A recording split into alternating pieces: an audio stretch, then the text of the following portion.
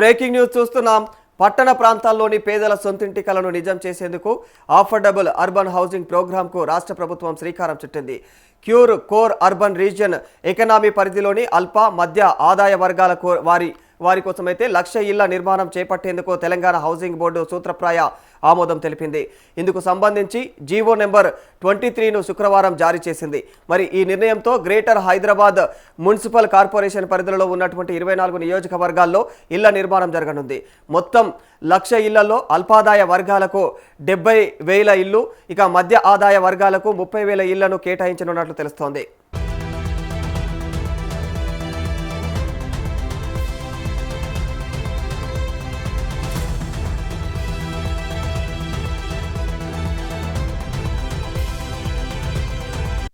అయితే pilot project కింద ఈ 1,00,000 ఇళ్లలో తొలుత 12,000 ఇళ్ల నిర్మాణానికి చర్యలు తీసుకోనున్నట్టు ఉత్తర్వుల్లో పేర్కొన్నారు. ఇక LIG ప్లాట్లకు భూమి ధరను వేయరు, మరో 5 లక్షలు రాయితీ కూడా ఇస్తారు. LIG యూనిట్లకు ఇచ్చే అవిభాజ్య భూమి విలువను ప్రభుత్వం లేదా హౌసింగ్ బోర్డు ఈక్విటీగా పరిగణిస్తారు.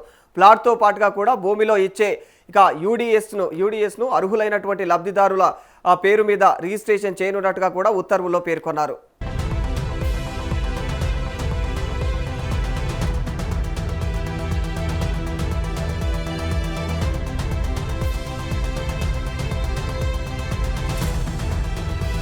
LIG వర్గాలకు భూమి ఉచితంగా ఇవ్వడంతో పాటు 5 లక్షల రూపాయలు రాయితీగా ఇవ్వనుండడంతో ఆ వర్గానికి లబ్ధి చేకూరనుంది. మరి దాంతో లాటరీ విధానంలోనూ LIG వర్గాల నుంచి దరఖాస్తులు బాగానే వచ్చే అవకాశం ఉందనే అభిప్రాయాలు కూడా వ్యక్తమవుతూ ఉన్నాయి. మరోపక్క MIG వర్గాలకు భూమి ధరతో పాటుగా కూడా ఇంటి ధరను ఎంత నిర్ణయిస్తారనే దానిపైన కూడా ఇక తేలాల్సి ఉంది. మరి ఈ ప్రాజెక్టు అమలుకు Telangana housing board, Deccan infrastructure land holding limited, ఇక రాజు గృహకల్ప కార్పొరేషన్ భూములతో పాటు మరి ప్రభుత్వ సంస్థలకు చెందినటువంటి భూములను వినియోగిస్తారు.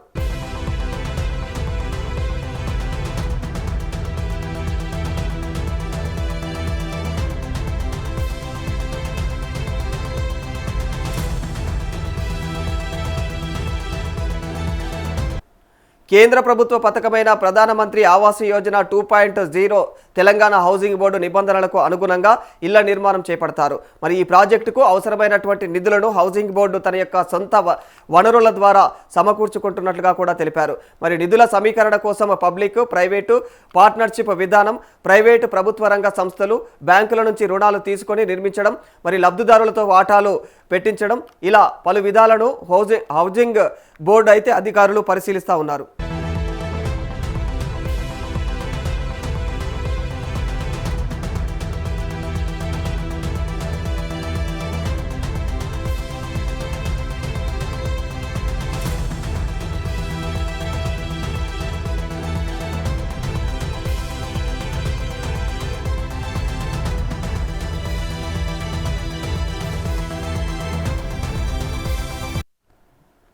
కేంద్ర ప్రభుత్వ పథకమైన ప్రధానమంత్రి ఆవాస్ యోజన 2.0 తెలంగాణ హౌసింగ్ బోర్డు నిబంధనలకు అనుగుణంగా ఇళ్ల నిర్మాణం చేపడతారు.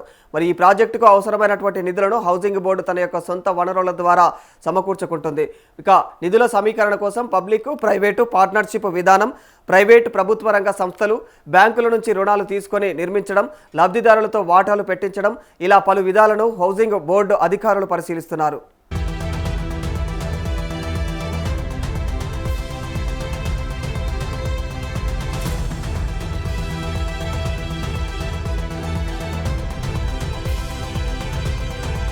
క్యూర్ పరిధిలోని 24 నియోజకవర్గాల్లో తొలి విడతగా 1,00,000 ఇళ్ల నిర్మాణానికి కేబినెట్ ఆమోదం తెలిపిన నేపథ్యంలో ఈ అంశంపైన మంత్రి పొంగులేటి శ్రీనివాసరెడ్డి అధికారులతో శుక్రవారం సమీక్షించారు.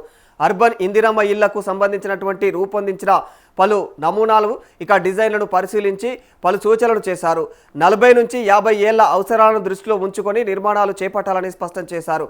స్థానిక పరిస్థితుల మేరకు అవసరమైతే 10 అంతస్తుల వరకు కూడా భవనాలు నిర్మించేలాగా ప్రణాళికలు సిద్ధం చేయాలని ఆదేశించారు.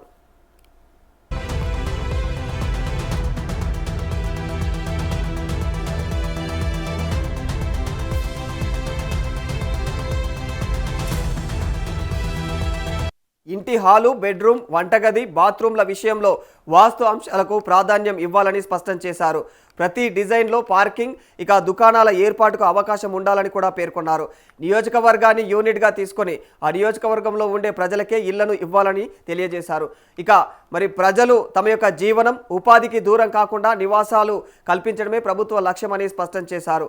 సీఎం రేవంత్ రెడ్డితో చర్చించిన తర్వాత డిజైన్లను ఖరారు చేసి యుద్ధ ప్రాతిపదికన పనులు ప్రారంభించేలాగా రోజువారీ కార్యాచరణ రూపొందించాలని సూచించారు.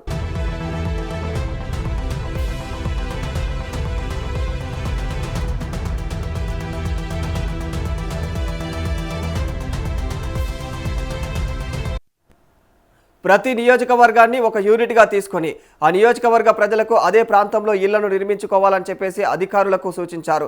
మరి ప్రజలు తమ యొక్క ఉపాధి జీవన విధానాలను దూరం కాకుండా నివాసాలు కల్పించడమే ప్రభుత్వ లక్ష్యమన్నారు. సీఎం రేవంత్ రెడ్డితో చర్చించిన అనంతరం తుది డిజైన్లను ఖరారు చేసి యుద్ధ ప్రాతిపదికన పనులు ప్రారంభించేలాగైతే రోజువారీ కార్యాచరణ రూపొందించాలని మంత్రి అధికారులను ఆదేశించారు.